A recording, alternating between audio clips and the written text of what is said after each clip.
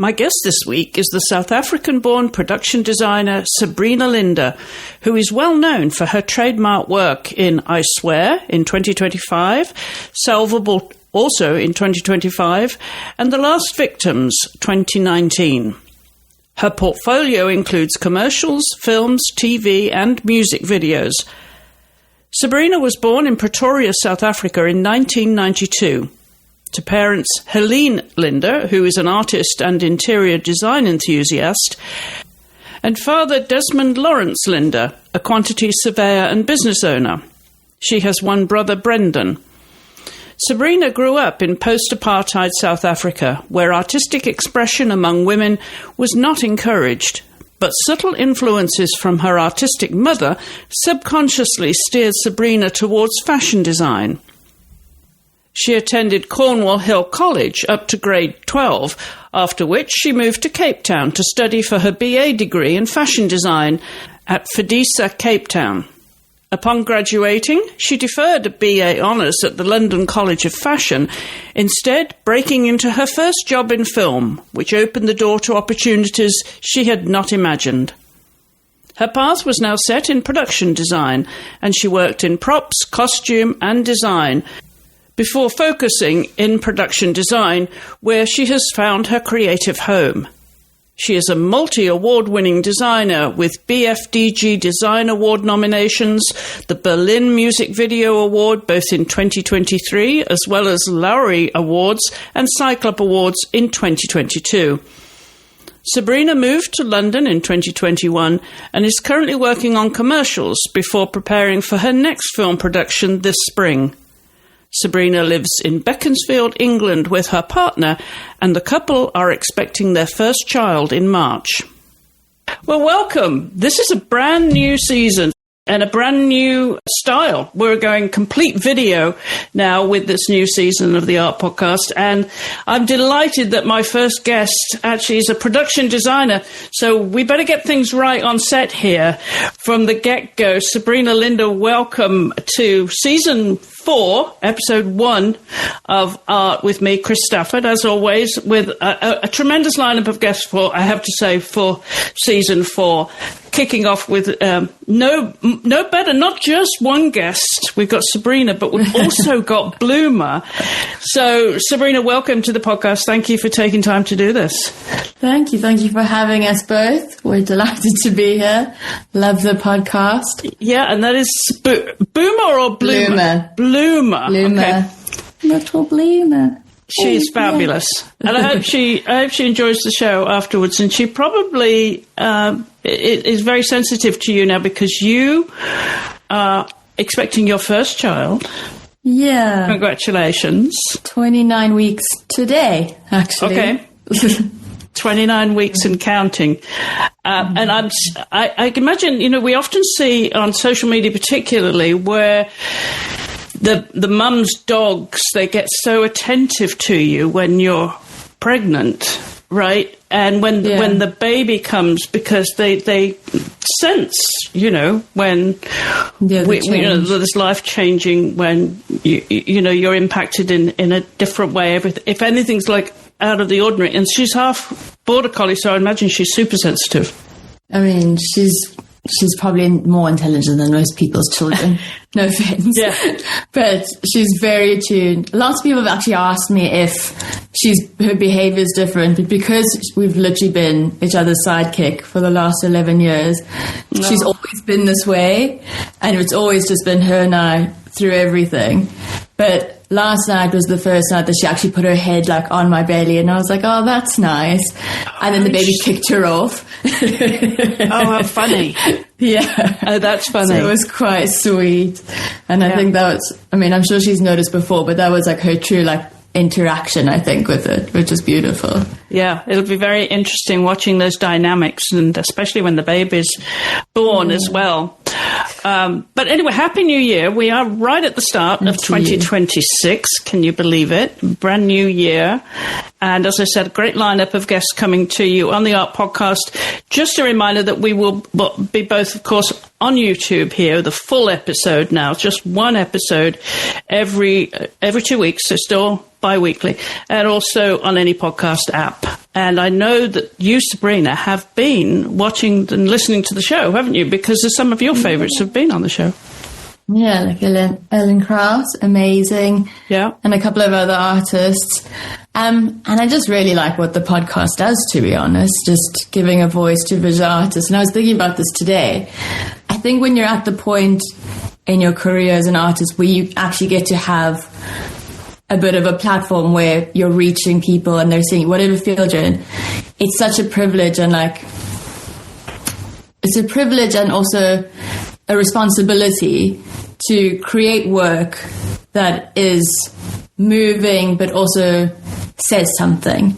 Because I think so often, like, you can take for granted that there's so many artists that are still trying to get their work seen and all of that. And I think it's really important we ask, like, what questions is our work telling people? What are we as artists trying to say? And how is it beneficial also to, like, for me, the audience, or to an artist who's viewing your creative work? And I think today was just something I was thinking about, like, what a privilege it is and what, like, a responsibility also at the same time. Being an artist. Yeah. And being someone who's come from fashion design, that's where you started, wasn't it? So you're very sensitive to fashion as well. But just a reminder, everybody, of what you do as a production designer, because it's all encompassing. The art designer, you're responsible for the look and the feel, the whole production, in collaboration, of course, with the director and producer. But it is an all-encompassing role. So do you have a big picture look when you look at something and then zoom into the detail? Which way round is it for you in your first perspective of a scene?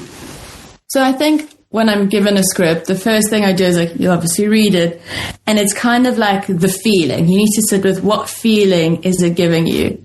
And the first thing I'll do is, like, I'll just break it down into colors. And I think that comes from a bit of the fashion world where, like, I wrote my dissertation on color theory throughout, like, Western and Eastern cultures and all of that. But color subconsciously speaks to us so loudly, and it's universal. There's no language to it. So I'll always break it down into, like, the core colors of the film, and I will attach, you know, certain colors to, like, main cast and main sets.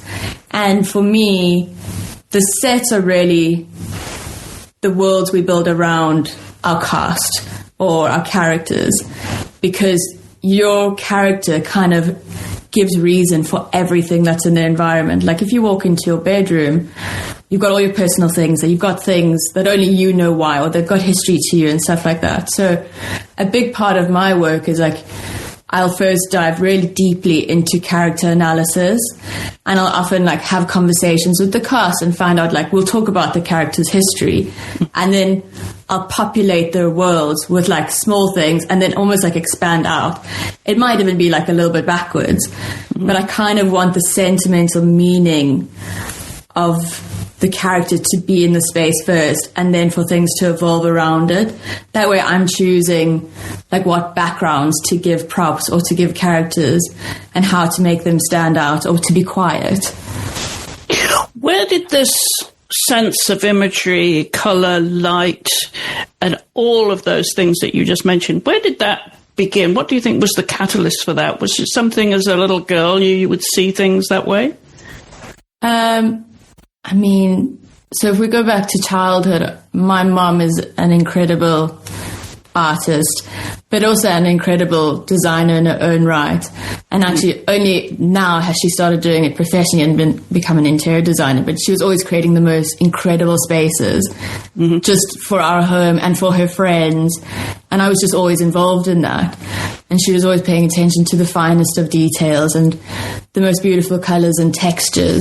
So I think a lot of that stems from just childhood, of being completely surrounded in a very non-professional way. And maybe that was what was beautiful, because it was always fun. Design was something we did together, and it was beautiful. And, you know, it was just something we bonded over. So she would influence you in some way then? Would she encourage you to see things that way? I don't even know if she knew she was doing it on purpose. But, you know, the first time I realized that I was so inspired by her was I was on a job. I was doing, like, a Dior shoot. and doing the style for it and the set design for it. And I kept saying, I was a props master then, and I kept saying to my production designer, oh, my mom would do it like this. And eventually he teased me about it. And I was like, oh, yeah, okay. And that's kind of when I realized how big the influence was. Yeah. Well, you were born in Pretoria in South Africa in 1992. Tell us what your earliest memories are of growing up there. What was life like for the little girl? So, Pretoria is an interesting place because, I mean, we had just gotten through apartheid, and luckily I was born after that. Mm-hmm. So I'm quite grateful that I didn't have to see a lot of what went on. Pretoria is pretty Afrikaans, so quite traditional and conservative, I think, is the way to describe it. So what's interesting is the stark worlds between where I find myself now and Pretoria. It was very conservative. I was raised Catholic and, went to Sunday school until I was 16. And it was a very different experience. And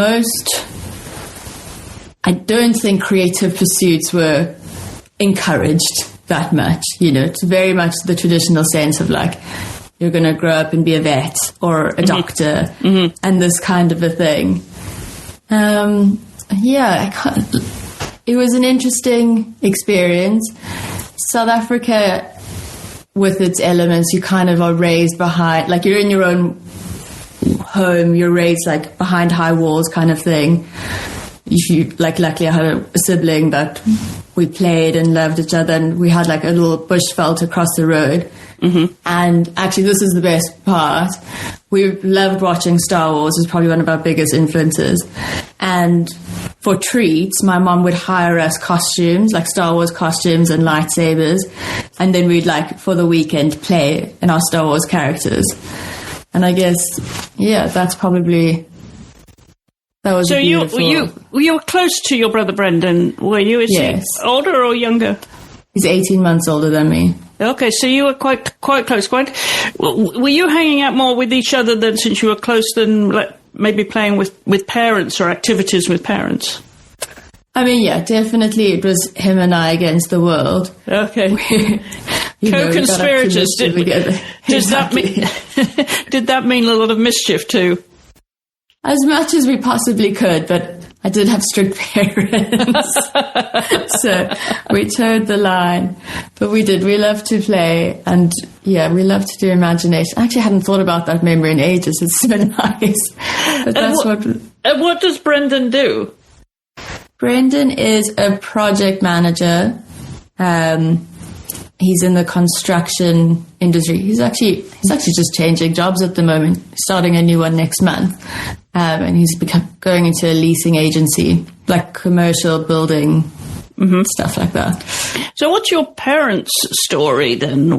What's their background? Because your dad was, in a way, creative too. He was a surveyor, project development, and obviously a creative mind, as well as your mother being artistic. So what was their story? How did they find each other? Did they grow up in that area? So my dad grew up closest to the area and lived and worked here his whole life.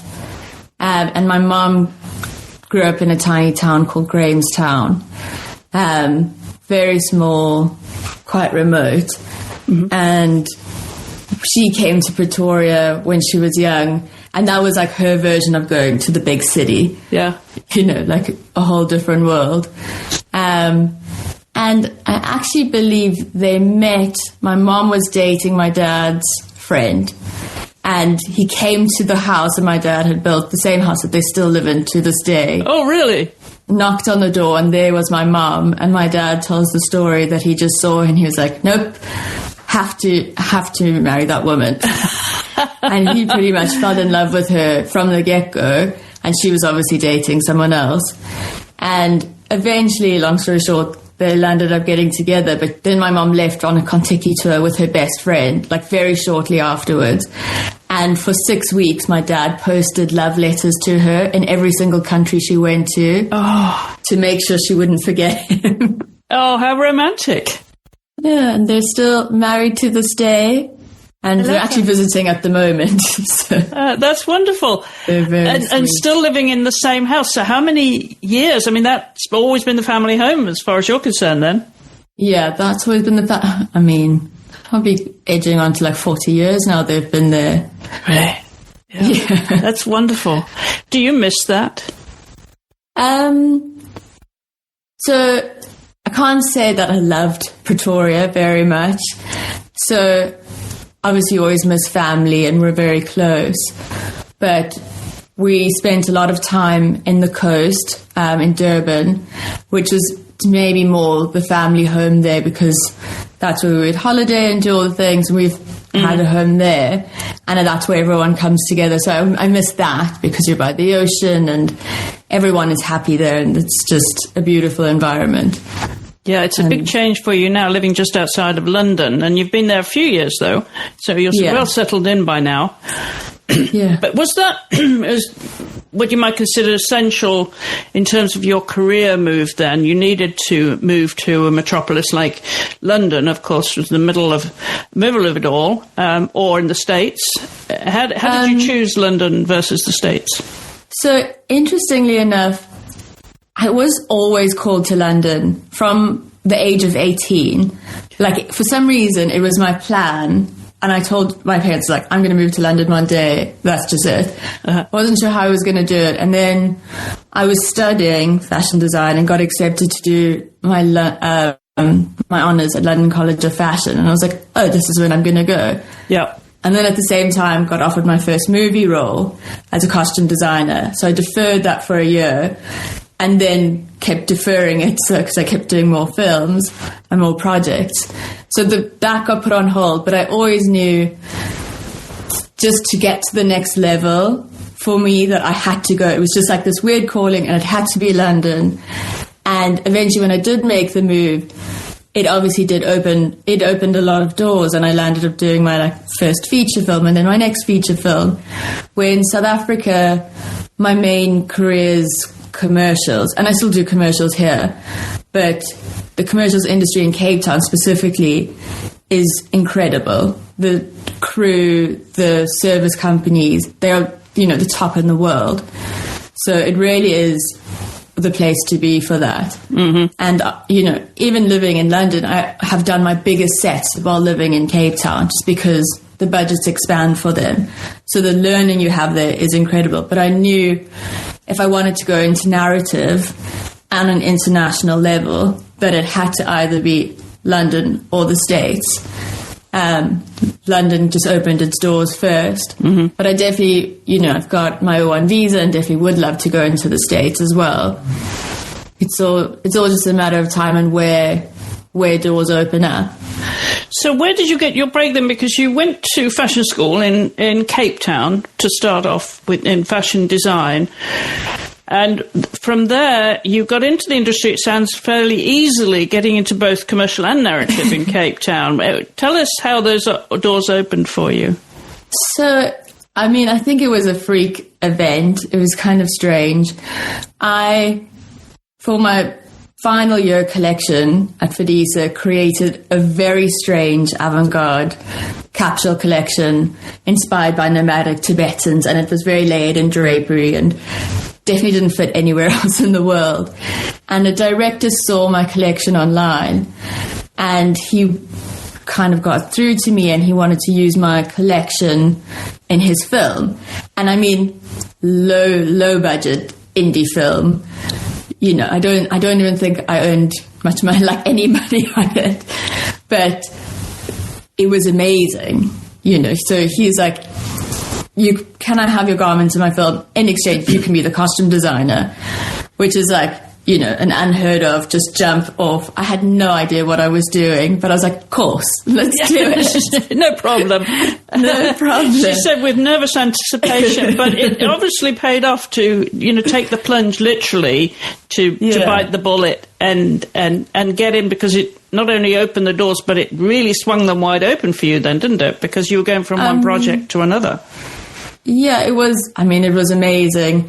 I think I did that for almost a year because the film kept getting delayed and I pretty much almost worked for free for a year. But I learned so much, and just fell in love with being on set incredibly. And then, you know, got another costume design film after that.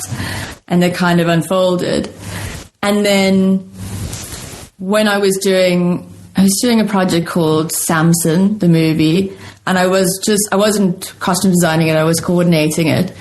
But the production designer on that we kept our like world kind of kept intertwining, where I'd have to help him with stuff and he'd have to, you know, because you're all on the same project, you're doing the same thing.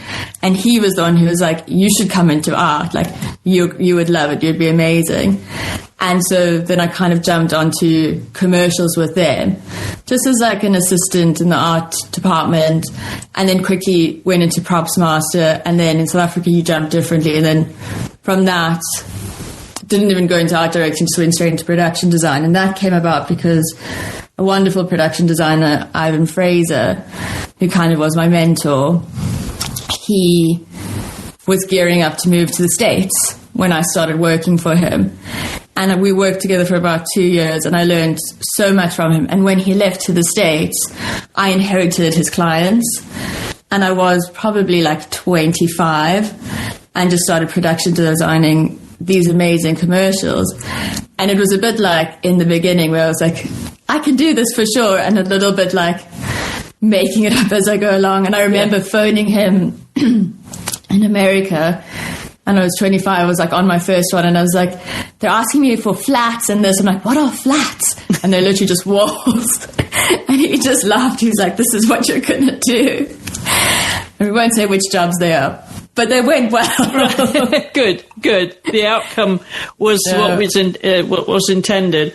And I'm wondering, though, what the little girl would be thinking there. Was this something that you were dreaming of, that when I grow up I want to be? I mean, no. Where I grew up in Pretoria, I didn't even know what a production designer was. Like, the movie world was not something you could even fathom of or think of. It was so far removed. Like, even taking art at school was very not encouraged at all.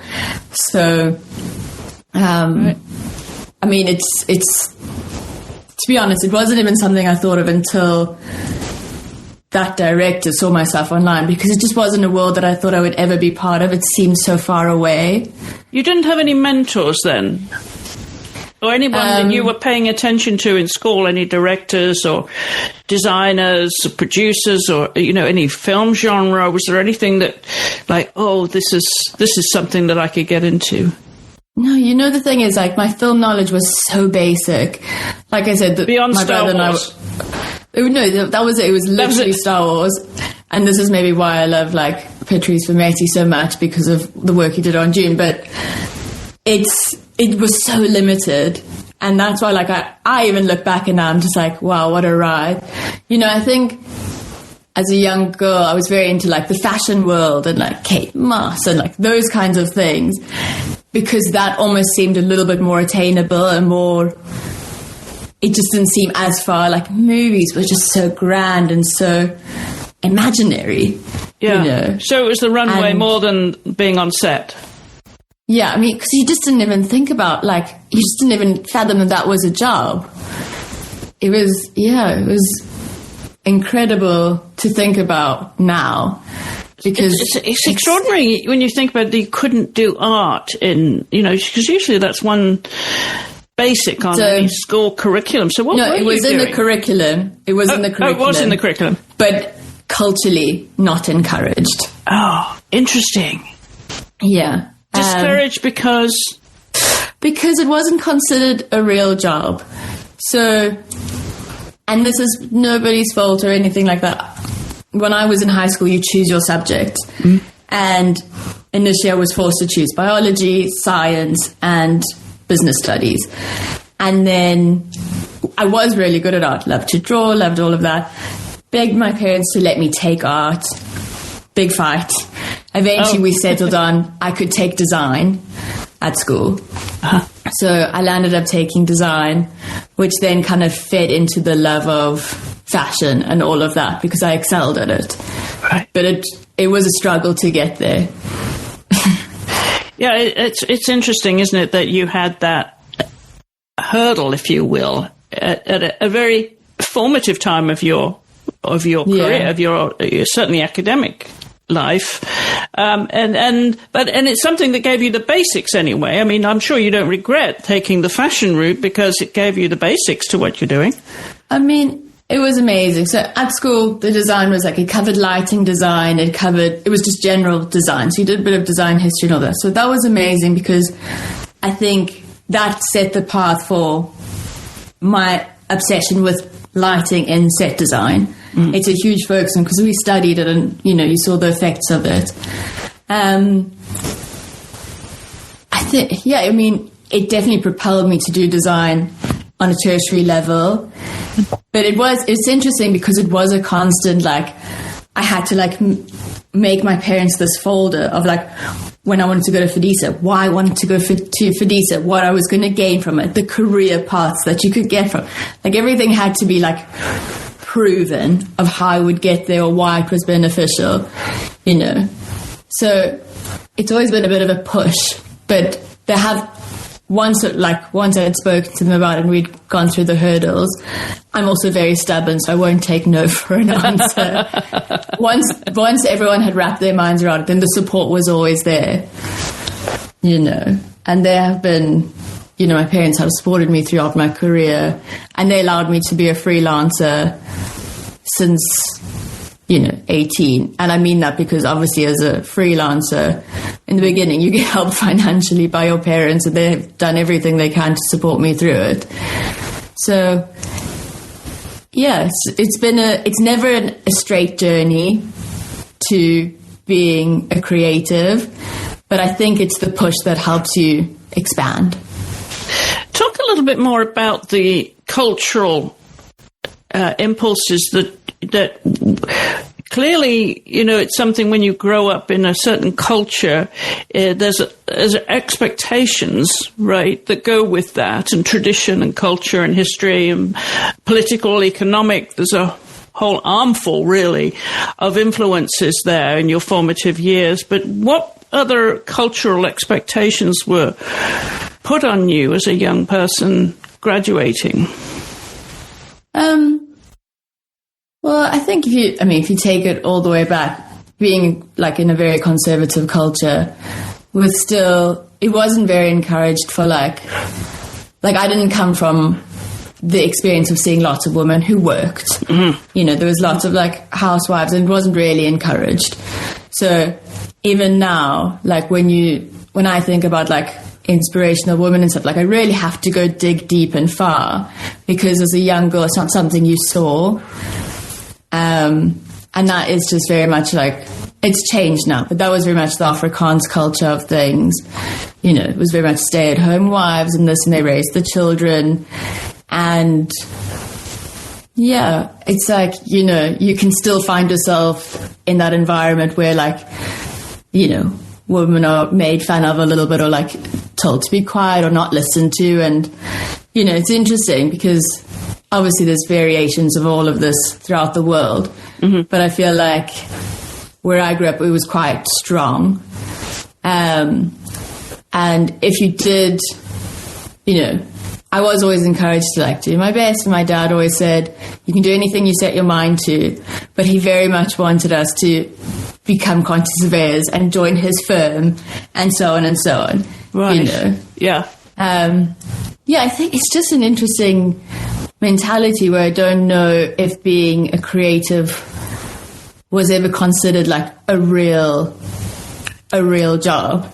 Because when I think about it now, my mum, who's exceptionally talented, she's only started earning a living from her creative side now. Mm-hmm. And she's in her 60s. Yeah, yeah. But it's I almost think that's the example of how things have changed.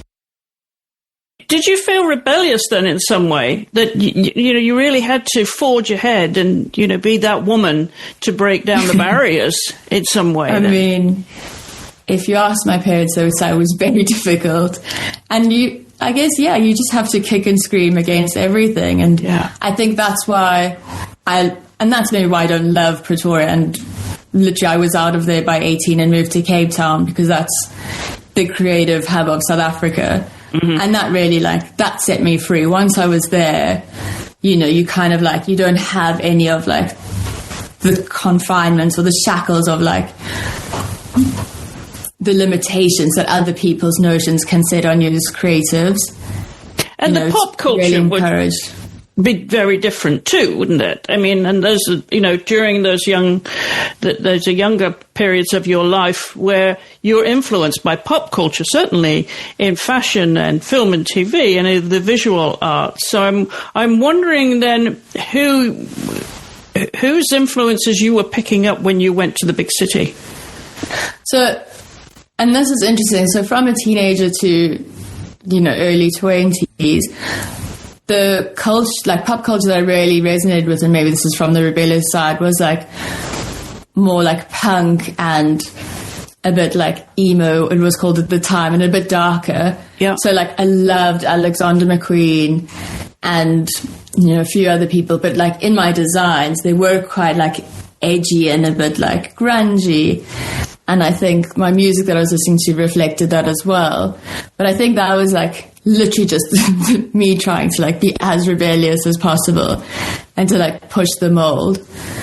And then it was interesting. Once I'd moved to Cape Town, there was like this big desire to be almost like hippie-ish and free. And so it went from that to this, and all of a sudden like all the designs were like harem pants and this, and like interested in what's going on in Tibet and doing this and going to like trance parties and spending the weekends doing that. And it was a bit of a wild time. But I can imagine there was a lot of different influences to absorb at that time too. With what about music? Because you sent me your playlist, Sabrina, and I'm looking at this, I'm thinking, okay, this comes from a different place. There's a very interesting eclectic selection there. But what were those influences that you've adapted to, or have they evolved much since you left South Africa and became European? I mean, I think, you know, a lot of the music that I love to listen to now is a bit more old worldly, and I've always had that. I think my soul just like yearns for that a little bit, like very influenced from like the 50s all the way up until maybe like the 90s. I can't say that I listen to like modern music. But yeah, I think it's just the good vocals and beautiful instruments, and like, you know, Love Me or Die, one of my favorite songs, is played on repeat. And it's kind of just like that old world, like it almost has like a little bit of like voodoo magic to it, and it just sounds like interesting. It's whimsical, and there's just like that mystery behind it, and I love that. And a lot of the music I listen to is almost narrative. It's a bit storytelling, and I think when you've got like a very visual mind, to hear music that's not predictive and that will take you somewhere, is something I enjoy. Yeah, as you say, it's very visual. Really speaks to your imagination, doesn't it? Yeah. Are you a musician yourself? Do you play? No. I wish, but no. Nothing. Any music in your family? No, not at all. No. It was one of the things that weren't encouraged. I begged to play the drums as a child, and oh, did you? I was told no. You weren't listening to Karen Carpenter. That was probably a bit too before your time. She was a great drummer. And I'm wondering too about religion, Sabrina, because obviously, you know, a very different environment in terms of religion in South Africa. How did that influence you, and is it something you carry with you? So I was raised quite Catholic, and in a way that was beautiful because there was a sense of community, because you go to Sunday school until you're 16 and you get confirmed.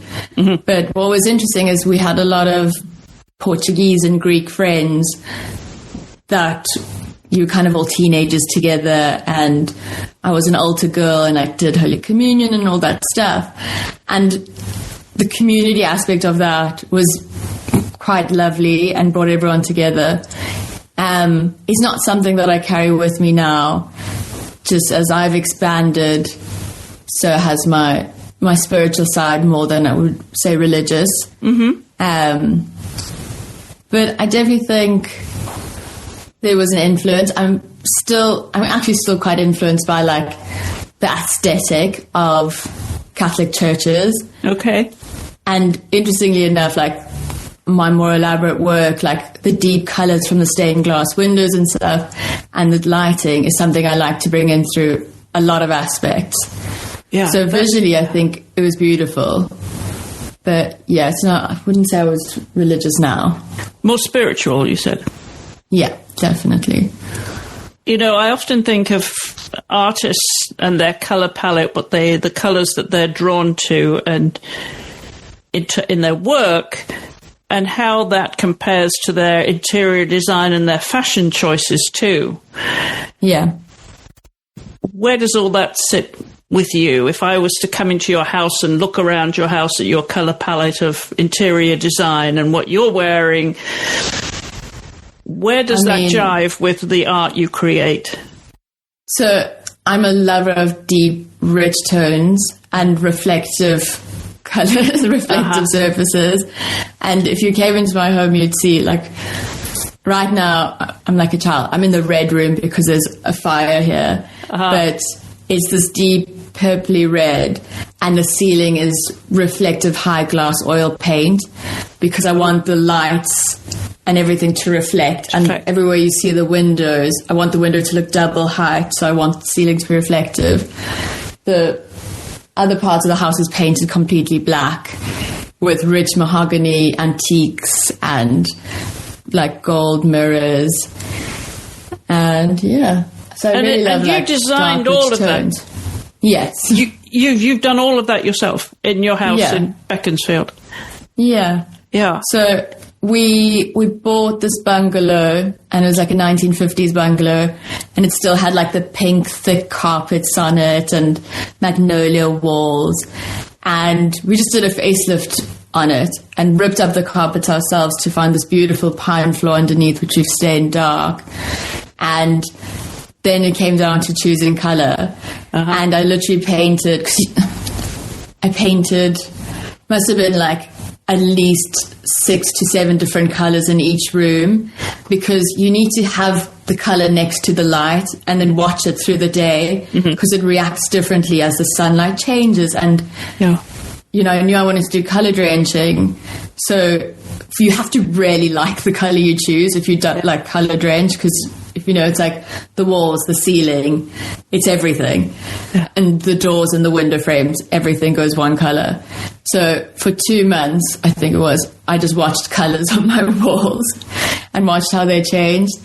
And it was, you know, I love it, but it was funny. Once we had everything painted, we were actually in South Africa and we had it painted while we were away. And when we came back, my partner was shocked. He's like, I'm not sure if I like this. I'm like, you're going to love it, trust me. Has he come around to it now?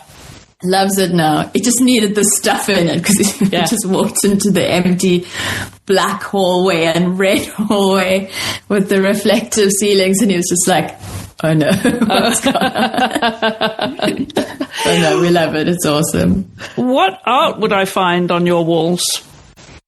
Oh, this is great. So we've got right now to the left of us a very beautiful piece of art by, what's his name? I need to look. I need to get back to you. But basically, he's like the South African Picasso. And actually, I'm going to look, so do him a service. South African. Yeah.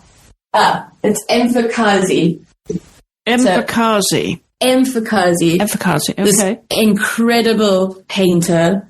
And yeah, basically they call him the South African Picasso. And so that's framed beautifully there. Then behind me is a piece that I found in Rome when I was there for about 3 months. And it's like a vintage tapestry that I brought and had framed. Then I've got one of my mom's paintings on the wall, which is like an abstract painting of a woman thinking of her daughter. And we've got a couple of frame pieces from Drool, which is just a graphic design website that's like not expensive art, but really cool things. And that's a picture of a panther and a leopard at a dinner table fighting over scraps of food. That's printed big, and that's in the kitchen. So it's really quite an eclectic mix. Have you chosen all the art then, Sabrina? Yes. You have? Yeah. So this is very much your color palette, your feel, the look, the feel, the color, the light, all of those really important visual aspects of your world right there. Yeah. I love strong colors, but I also love contrast. Okay. So I love to put like a beautiful antique piece in a modern space, or switch that round. Mm-hmm. And I like to put soft textures in a harsh environment. I think the contrast is thought-provoking. And I want your eye to move. Yes, exactly. I think contrast is really important, because sometimes I ask people, in the business, what they see first, is it light or color? And in fact, it was Ellen Kuras who said it's how it makes you feel. And you mentioned that too, the feel. I'm wondering then, having created this beautiful environment, this is all about you with fingerprints all over it, in terms of color, textures, everything, art, everything you just mentioned. If you enjoy inviting people into your home and entertaining them so that they get to understand who you are and everything that you represent in your home. Well, I love hosting dinner parties. My partner and I both love cooking. Okay. And for me, that's more of just like, it's more the act of service and like the gift. Like, cooking is such a language of love. Mm-hmm. And for me, it's the easiest way to express it. And I get that once again from my mom, who's the same. Yeah. But yeah, I think, doing your home, I think actually is for you first. Because specifically, like, I work from home a lot of the time, unless I've been, prepping a movie from somewhere else. Mm-hmm. But it is some way that you need to be creative and inspired by every day. So I think that's first. And then it is beautiful to share your home and to, inspire other people with the things that you have in terms of the design style. Yeah. But yeah, I definitely think cooking is just a beautiful way, like a love language for people. So that segues perfectly into my next question. You know what's coming now is the dinner party question, which we've started to ask on the previous season of Art here, where I asked my guests if they can name 6 people who they would invite to a dinner party, living or dead. So thank you for that segue, Sabrina. And you already went through some ideas for the people that you would invite, several people from your industry, of course, and early influences too, past influences. Talk us through those. Okay, so I think I have to remember what I said. I had Iris van Herpen on the list, mm-hmm. who is probably one of the first fashion designers to influence me, and my work's nothing like hers, but she is so incredibly creative, and just her shows are so thought-provoking, and she really put theatre into runway shows before anyone else did, and just she's so narratively driven in the way she does collections. Just to hear her inspiration would be amazing. And Marilyn Monroe was also on your list. I thought that was an interesting one. And tell me what sort of thinking behind that choice.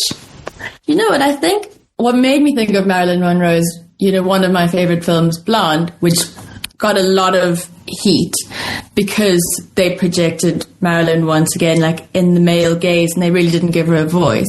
Mm-hmm. It's my favorite film because visually it's a masterpiece. It's incredible. Florencia Martinez production designed that, and it's so beautiful. But I think it would be so fascinating to hear Marilyn's side of her life, because I don't think she was ever given this voice. And so many people have portrayed her, and she's always been portrayed from male perspective. But I'm sure she would have a lot to say and, you know, her own foot to put down about certain things. And you mentioned Patrice Vermetti earlier, and you're going to invite him to dinner. Why? Because he started off in music videos and also very, like, humbly. And I think to hear his story of how he got to design, like, some of the most incredible films we have today, from Sicario to Dune, you know, his range is incredible. And yeah, I just think he'd have a lot to share, because his design is also, it's not pristine and perfect. Like, if you look at, like, Sicario and stuff, like, it's messy and there's wires hanging around and, like, and it's real. It looks so authentic. And I think it's more like, how has he gone through all of his levels without being, like, tainted or put into a box somehow? Mm-hmm. Interesting. And Jack Fisk was also on your list.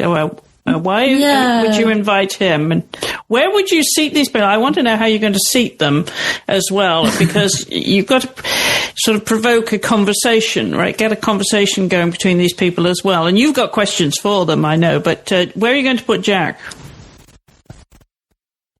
Jack's interesting because, I mean, he's on there because I just watched Mighty Supreme and thought design-wise it was incredible. So you're going to pick his brains. So you need to sit close to him to pick his brains?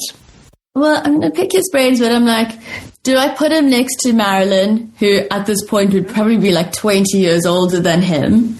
Right. Or do I put him next to someone like Iris van Herpen so that they can have like a completely different world conversation? I know this is the hard thing about dinner, because selfishly they're all there I'm putting them there for my questions. Exactly, yeah. So you're going to have to sit in the middle, really, rather than at the end of the table, or maybe a round table would work best. On the table. On the table. How about a round table? A round table is probably for the best. I think it would just be, you kind of would need to draw up a bunch of questions for everyone and put them in a hat and then make them ask each other. Well, my favourite guest is coming to this particular dinner party is none other than Bloomer, your dog, who introduced herself earlier, because you mentioned to me before we started recording that, you know, she's been by your side now for 11 years. And she's very much a part of the family. So it's totally okay to bring the dog. It's the first time we've had a dog invited to the dinner party. So does she have to sit still and pay attention, or can she roam around? I mean, she can roam around, but the beauty of Bloom is, like, she's so obedient. She was raised basically at restaurants. Like, if I sit down, she'll just sit there for hours and she won't move. But she is a bit of an attention hog now. I think the older she's gotten, when people walk in the room, she goes, ooh, and she makes like these sounds, then everyone wants to give her love. She's kind of learned how to work the room very well. But, you know, it's just, we've been together for 11 years, and I just can't imagine a scenario where I don't have her with me. Right. She's come on every job with me. She's come on every film with me. She comes onto set with me. Does she? Yeah, she's right there through everything. She came when I was shooting I Swear, with me on set every day. Salvable, with me on set every day. When we were shooting Salvable, we were doing a massive underground fight scene. Mm-hmm. And the guys were really going at it. Like, the cast, it was quite like raucous, and they were screaming and all of this. And she just sat next to me amongst all it. Didn't care, because she just knows if I'm cool with whatever's going on, she's cool with it. Yeah. And it's just, you know, and she makes people so happy. Yes. Like, it relaxes people. They tend to relax completely. People. Yeah. Yeah. Yeah. No. Well, so I wouldn't do it without her. Well, I think she has every right and entitlement to be at the dinner party. And I'm curious now, because you said how you and your partner enjoy cooking. So what would you feed these people? So we have the special recipe that we do that is a mint and ricotta ravioli in a clear tomato broth. We hand make the pasta from scratch, and it's all about the tomato broth and finding the most beautiful tomatoes. And instead of cooking them for ages, you cook them for 20 minutes on low, so they almost taste green. And then you blend them, and then you put it in like this, like a cheesecloth, and you let it slowly drip out into this clear, beautiful liquid. And you put some edible flowers in that, and then just the ricotta and mint. And mint. Just goes so well together. That sounds yummy. What kind of tomatoes?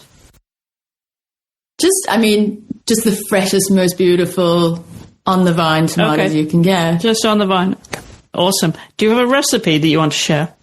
I can text it to you. I love that. We'll put it in the show notes. Why not?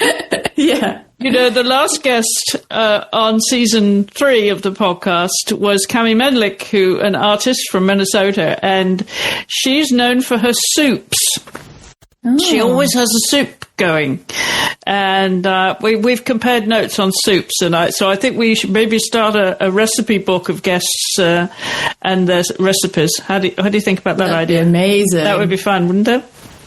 Yeah. I'm wondering in your home then, okay, you're going to have these people, you're going to cook for them.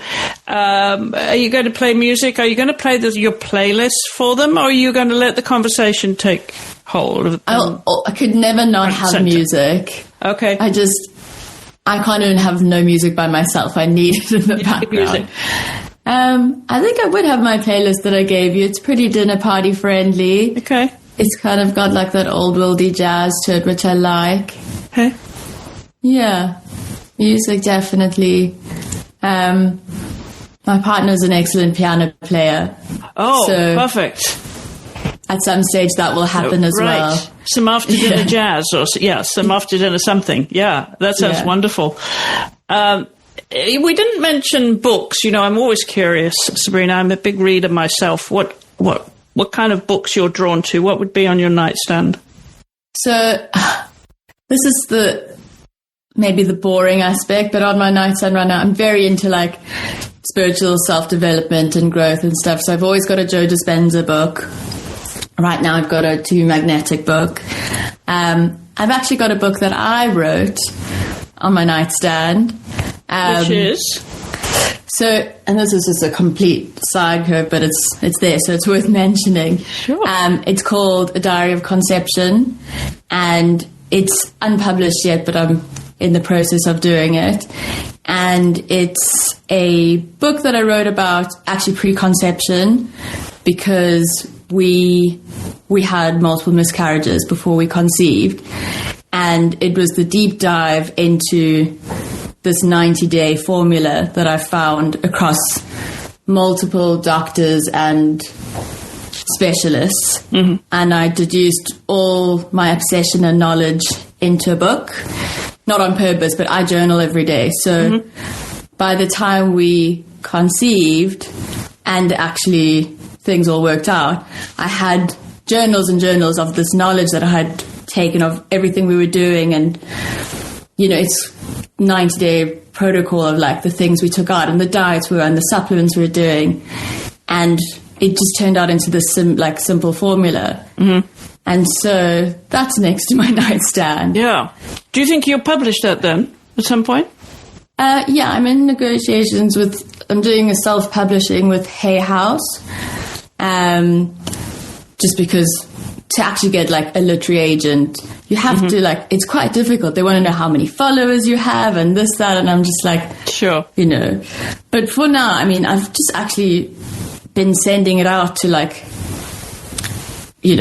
quite a lot of people, and they're sending it out and they're sending it out just because it's an interesting and a complete segue, but so many people I know are struggling with infertility, and it's kind of this thing that no one really talks about, and there's a bit of no one talks about miscarriage, no one talks about any of this. There's like this weird shame around it, and it shouldn't be that way because it's such a common thing. It's not normal, but the further along we get in our generations, the harder it is for people to conceive, And it's just because we're so exposed to toxins, and it's a whole rabbit hole of going down the thing. So, yeah, that will probably be published February, round about then. Oh, okay. So pretty soon. Do you use Substack? Yes. Okay. We'll have to put that in the show notes then. People can follow you, and hopefully once it's published, you'll let us know, and we'll also promote that for you, Sabrina. Well, thank you. I mean, yeah, it's an interesting journey, and it's funny because even like as a woman, even being pregnant, you worry about like, how will this affect my career? What's people's perception of it? And like, you shouldn't think that way, but you do. Yeah. You naturally just do. And even that itself is like, I took quite a while before I told like my agent or anyone that I was pregnant, just because you want to work and you're so worried that people won't employ you. So it's a whole thing that I think women, as like creative women, should talk about more. Yeah. And like, and talk about how it's totally doable to have your family and to have your career and to do all of these things. And there's some amazing women. I've seen a couple of cinematographers that have actually are going to work with their babies strapped onto them. Yeah. And I'm just like, good for you. More people like that. Show us more of those images. Yes, exactly. Because it's so far and few between still to this day. Yeah. But you're working mainly from home, you said, unless you have to be on set. So that's going to help, I'd imagine, transition into motherhood. Yeah. So, commercials are easy. You do a lot of prep from home. You're on set for a couple of days, and that's good. So, I've got that going on, but then we start prep for our next film, probably April. Mm-hmm. So the baby's due end of March. Mm-hmm. So it'll be pretty swift, but my partner's the director, and we will just support each other, and I'll fly my mom over.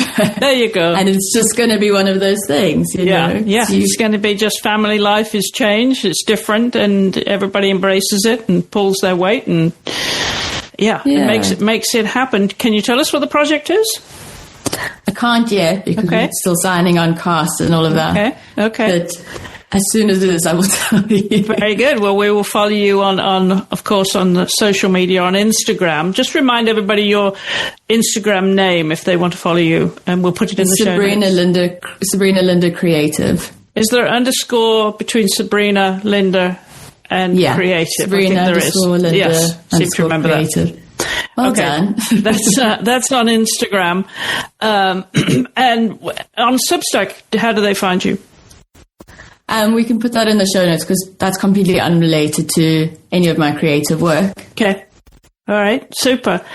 And finally, if you look back now at your career and what you've achieved, and given your background and the influences we talked about, would you have done anything differently, or what were the biggest lessons that storyline to where you are today has taught you?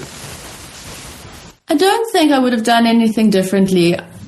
I think I've had the most incredible, fortunate experience to be where I am today.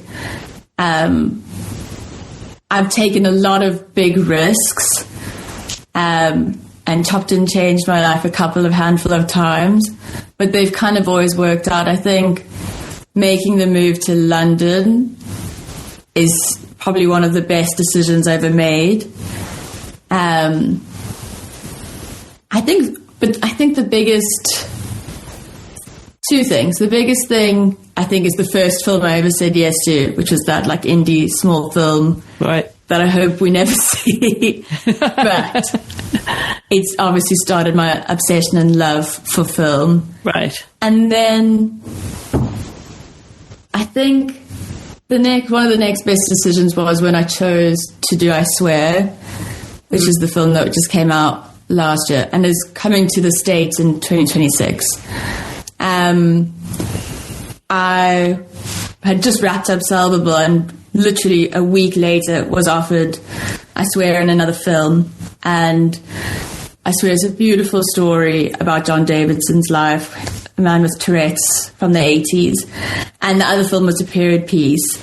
And it was a much bigger budget, and it was quite like glam. And, you know, the extent of what I could do as a designer was, you know, something you really want to sink your teeth into. But when I read the script, I just didn't appreciate it the way that I appreciated the script, I swear.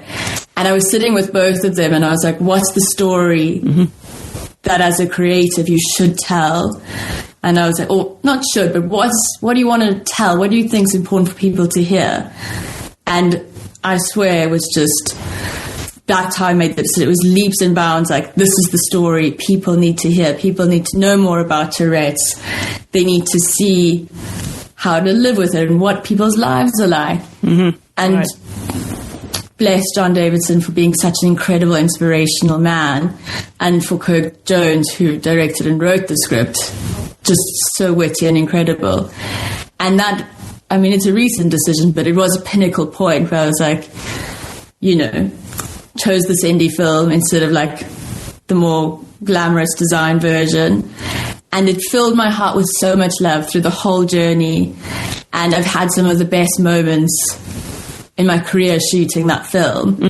There's a scene where we flew in a bunch of children that have Tourette's from all over the UK. Oh, interesting. And put them together in a room for the first time with other children that had Tourette's. And they'd never been with other children that had Tourette's. And they were teaching them drumming and photography and all of this. It's all in the film. And just to be a witness in that room, to see these children, like how they lit up with one another, and the freedom that I had from being the majority in a space. Yeah. It's probably like one of the highlights of my life, just to see that and to be like a fly on the wall for that. Yeah. So yeah, I think what like that. It's just beautiful. Yeah. What a privilege it is to be in a position where you can observe these things. Yes. Absolutely. And tell me the name again of that we put in the That's show. I Swear. I Swear. That is I Swear. I Swear. Okay. Super. Well, we'll put that in the show notes along with your IMDb link, of course, and your website so people can follow you.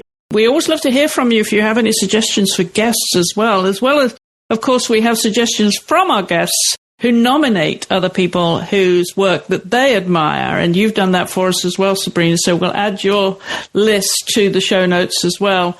And I guess wish you all the very best for bringing this new life into the world in a few short months and the change of life that is going to be for you and your partner and for your career as well. But obviously they're going to be surrounded with very beautiful things and a lot of color and influence and design and fashion and beautiful things. I wonder if you're a collector then, are you? Would you consider yourself a collector?